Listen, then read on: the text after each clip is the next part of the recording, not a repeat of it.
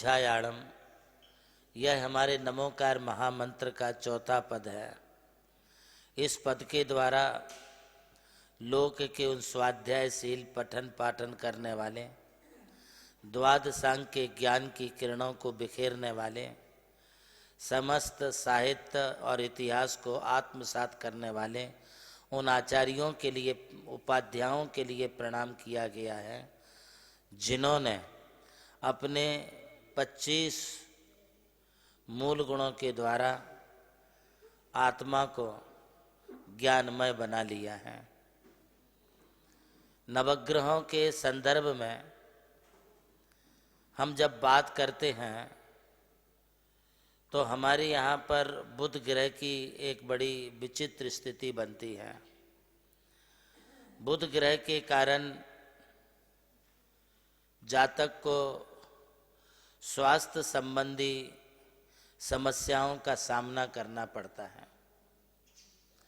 जो भी शरीर में तकलीफ़ें होती हैं वे बुध ग्रह के कारण होती हैं। जिस प्रकार से व्यक्ति को बोलने में समस्या होना, कभी कभी उसके जीभ लड़खड़ाती है, तुतलापन होता है, कोई कोई बच्चे तुतलाते हैं, तो ये तुतलाने की समस्या जो होती है बुध ग्रह के कारण होती है। अथवा जीभ लड़खड़ाती है, बोलना कुछ चाहते हैं और बोलने में कुछ आ जाता है, या फिर बोलने के पश्चात उन्हें पश्चाताप करना पड़ता है।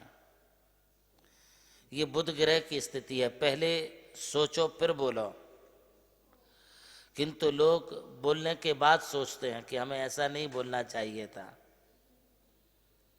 इसका मतलब है कि तुम्हारी कहीं बुध दशा, बुध ग्रह की स्थिति ठीक नहीं है, इसलिए बोलने में हड़बड़ाहट सी होती है, नसों में पीड़ा होती है, नसें दुखने लगती हैं। जैसे शुगर वाले के लिए पिंडलियों में तकलीफ होती है, बहुत हाथ पांव टूटते हैं, ऐसा लगता है कि जैसे शरीर में कोई शक्ति ही ना हो। ये बुध ग्रह की स्थिति के कारण होते हैं। एक और मैं आपके लिए विशेष बात बताऊं, ये जिह्वा संबंधी तकलीफ हो, नाक की हो, मुख की हो, गले की हो, ये जितने भी बीमारियां हैं इसका संबंध बुध ग्रह से है।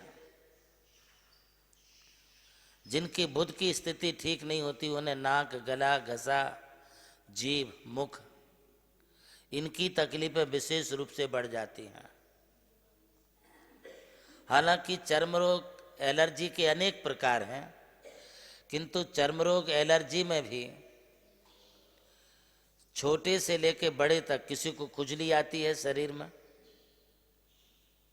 किसी के लिए वाइटनेस हो जाता है, अथवा कोई कुछ खाता है तो उसके लिए वो हजम ना हो करके इन्फेक्शन हो जाता है। ये बुध की स्थिति के कारण होता है। कई लोगों को परिश्रम करने पर भी पसीना नहीं आता, कई लोगों के लिए बिना परिश्रम के भी पसीना आता है, पसीना ज्यादा भी आता है, अत्यधिक पसीना आता है।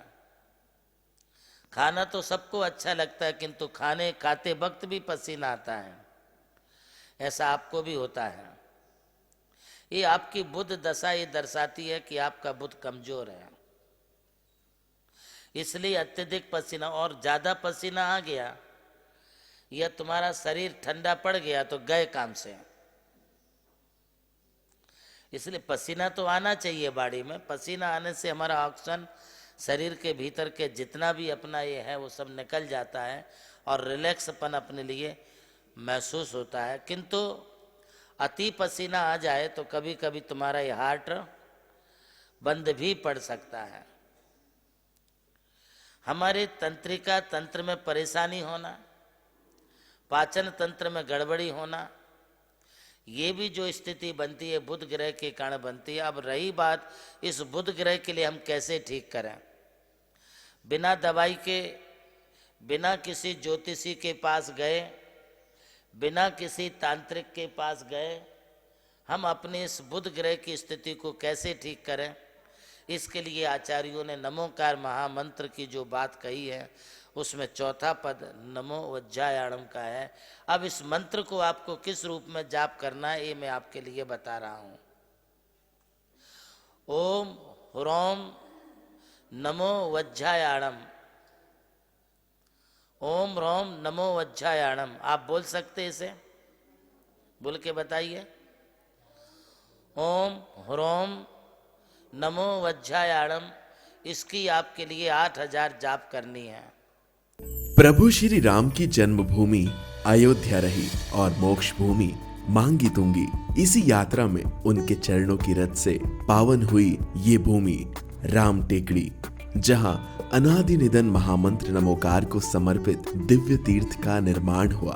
नमोकार तीर्थ जो स्थित है नासिक जिले की चांदवड़ तहसील के ग्राम मालसाने में, परम पूज्य गणाधिपति गणधराचार्य श्री कुंतु सागर जी महाराज के उत्तराधिकारी शिष्य परम पूज्य सारस्वताचार्य देवनंदी जी महाराज ने कई तीर्थों के जीर्णोद्धार के पश्चात एक ऐसे तीर्थ की परिकल्पना की कि जहां के दर्शन मात्र से ही जैन धर्म का ज्ञान हो सके, जिसके विशाल प्रांगण में प्रवेश करते ही दर्शन होते हैं विश्व के सबसे ऊंचे समोशरण के 108 फीट ऊंचा यह समोशरण बोलता हुआ समोशरण होगा जो आधुनिक टेक्नोलॉजी पर आधारित होगा। इसकी परिक्रमा आप मिनी ट्रेन और नौका विहार के माध्यम से भी कर सकेंगे। समोशरण में भूतल पर कलिकुंड पार्श्वनाथ भगवान और पद्मावती माता के 24 स्वरूप विराजमान है। प्रथम तल पर चंद्र प्रभु भगवान की 32 फीट ऊंची अति मनोहर पद्मासन प्रतिमा विराजमान है।